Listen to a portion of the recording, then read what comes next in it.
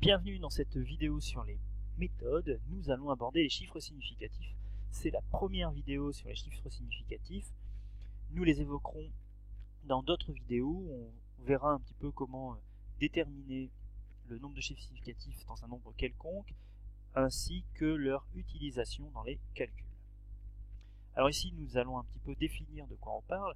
Alors, de manière un petit peu exagérée, je vais affirmer que 2,1, que j'écris là en bleu, d'un point de vue mathématique, mais c'est pas pareil que si j'écris 2,1 en rouge là, d'un point de vue sciences physiques. Pourquoi? Tout simplement parce que 2,1 d'un point de vue de mathématiques, quand je l'écris, je le pose. Je décrète que c'est 2,1 parfaitement. C'est pas un arrondi, c'est 2,1. Donc derrière le 1, il n'y a pas de chiffre, ou alors il y a une infinité de 0. C'est absolument équivalent.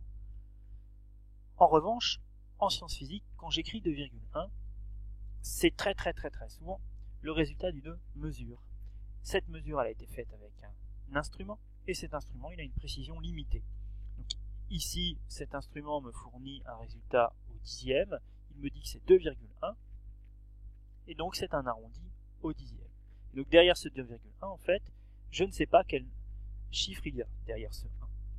Ce que je sais, c'est que c'est un arrondi, donc ça pourrait être un 2, 2,12 arrondi au dixième, ça fait bien 2,1, mais ça pourrait être aussi 2,08, parce que si je l'arrondis au dixième, ça fait 2,1. Et donc, voyons un petit peu maintenant ce que ça donne sur un exemple concret, et voyons un peu ce que sont les chiffres significatifs. Alors, on veut mesurer la longueur grand L d'un rectangle, on veut déterminer sa valeur. Elle a une valeur exacte, mais elle n'est pas connue. Donc on va prendre pour ça un instrument gradué, une règle ici graduée en centimètres. Cette règle, comme elle est graduée en centimètres, la seule chose que je peux dire, c'est qu'elle vaut 2 cm, à la limite de la précision de la règle près. Donc si j'arrondis grand L au centimètre près, ça donne 2. Le 2, ici, je suis sûr de sa valeur, donc c'est un chiffre significatif. Ici, on a un chiffre significatif. Si je recommence l'expérience avec une règle, cette fois-ci graduée au millimètre, eh bien, je vois que c'est pas 2, c'est 1,8.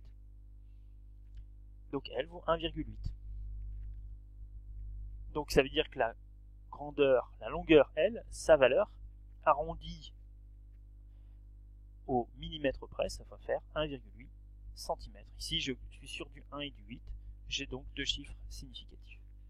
Mais si je regarde bien, en fait, grand L, c'est un peu plus grand que 1,8.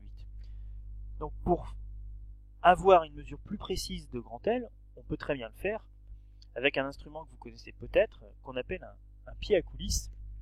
Voici à quoi ressemble un pied à coulisses. Ça permet de faire des mesures au dixième de millimètre près.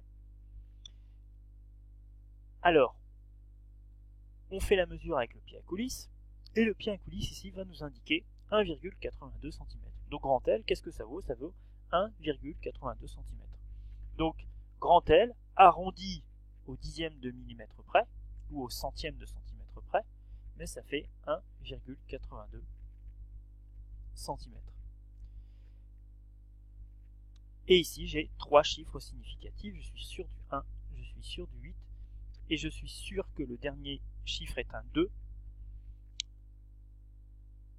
Alors, on pourrait faire la remarque, à chaque fois ici on a écrit égal. Donc on a l'impression que 2 cm c'est égal à 1,8 cm c'est égal à 1,82 cm. Attention, c'est pas du tout ce qu'on entend.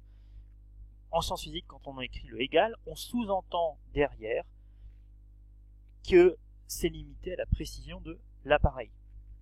Ça c'est vraiment quelque chose d'important. On devrait écrire environ, mais on écrit systématiquement égal, on écrit très rarement le environ. Donc il faut absolument s'habituer à ça.